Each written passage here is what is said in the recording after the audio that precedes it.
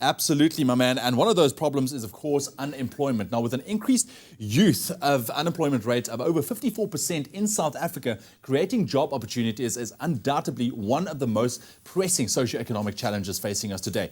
Now, in an effort to tackle the issue, the Western Cape Education Department will be launching the Western Cape School Support Program, which will see nearly 10,000 unemployed youths employed as interns at different schools. Now, the project will kickstart next month and aims to expose the unemployed youth to potential careers within the education sector.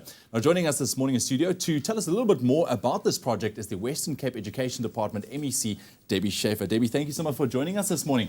Love the fact that we're focusing on the youth and when it comes to education as well. And we're talking about such a high unemployment rate. This really is an incredible opportunity for the youth. Now, who exactly can apply for this internship? And also, I mean, what are some of the career opportunities available to them?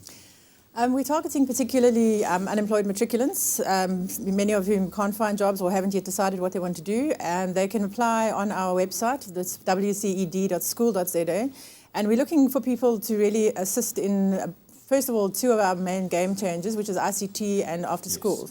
So they will be exposed to various opportunities within the school environment. Obviously, being in schools, they'll be exposed to things like teaching and social work. But we're looking for people to assist with administration in schools, ICT, basic ICT stuff, and also after-school sport and coaching and so on. Yeah, I love the fact that you're providing that stepping stone, to start off from that great solid foundation. Now, the duration of the program I see is set for 3 years with 500 schools benefiting, which is fantastic.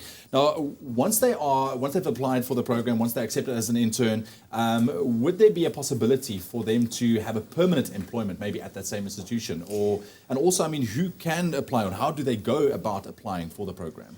Well, as I say, they can apply on our website. All the details are on there. And then the schools ultimately we're working with some NGOs, and the schools will actually end up choosing which ones they want. They will choose 3 each.